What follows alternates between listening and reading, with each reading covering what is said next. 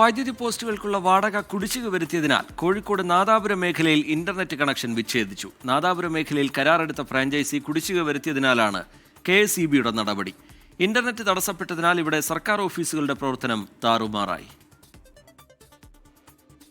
വ്യാഴാഴ്ച രാവിലെയാണ് ബോർഡ് അധികൃതർ കണക്ഷൻ വിച്ഛേദിച്ചത്. ഇന്റർനെറ്റ് കേബിൾ കടന്നുപോകുന്ന വൈദ്യുതി വകുപ്പിന്റെ പോസ്റ്റുകളുടെ വാടകയാണ് കുടിശ്ശികയായത്. 2023, 24, 25 വർഷങ്ങളിലെ വാടകയാണ് നാദാപുരം മേഖലയിൽ കരാറെടുത്ത ഫ്രാഞ്ചൈസി കുടിശ്ശിക വരുത്തിയത്. ഒരു പോസ്റ്റിന് ഒരു വർഷത്തേക്ക് 281 രൂപയാണ് വാടക.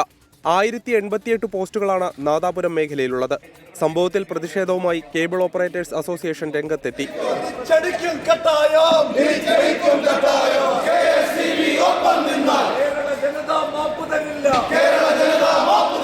മെയ് 6-ാം തീയതി മിനിറ്റ്സ് സംസ്ഥാന സർക്കാർ ഉദ്യോഗസ്ഥന്മാരെല്ലാവരും അടക്കം ഇരുന്ന് ഒരു മിനിറ്റ്സ് തയ്യാറാക്കി കോടതിയെ സമർപ്പിക്കുകയും ചെയ്തു.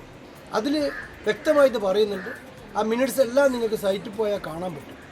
ഉദ്യമിയുടെ കേബിൾ കട്ട് ചെയ്യാൻ പാടില്ലെന്നാണ് USOന്റെ കേന്ദ്ര സർക്കാരിന്റെ ഉത്തരവ് നിങ്ങൾക്ക് സൈറ്റിൽ പോയാൽ കാണാൻ പറ്റും. നിരവധി തവണ നോട്ടീസ് നൽകിയെങ്കിലും പണമടയ്ക്കാൻ തയ്യാറായില്ലെന്ന് KSEB അധികൃതർ വ്യക്തമാക്കി. ഇതിൽ നമ്മൾ ഇവരെല്ലാ ഓപ്പറേറ്റർമാരെയും വിളിച്ചു വരുത്തി 2025 ജനുവരിയിൽ നമ്മളൊരു മീറ്റിംഗ് നടത്തുകയുണ്ടായി. ആ മീറ്റിങ്ങിൽ എടുത്ത തീരുമാനപ്രകാരം നമ്മൾ എന്ത് ചെയ്യുന്നത്, ഇവർക്ക് സമയമാണെന്ന് പറഞ്ഞു. അങ്ങനെ നമ്മൾ സമയം കൊടുത്തിട്ടുണ്ട്. ഫെബ്രുവരി 15 മുമ്പ് 2023-24 എല്ലാ ഏരിയകളും ക്ലിയർ ചെയ്യാമെന്ന് സമ്മതിച്ച രീതിയിലാണ് നമ്മൾ മിനിറ്റ്സ് തയ്യാറാക്കിയത്.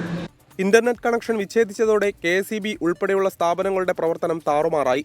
മൊബൈൽ ഫോണുകളിൽ നിന്ന് വൈഫൈ കണക്ഷൻ ഉപയോഗിച്ചാണ് അടിയന്തര പ്രാധാന്യമുള്ള ജോലികൾ നടത്തുന്നത്. 24 കോഴിക്കോട്.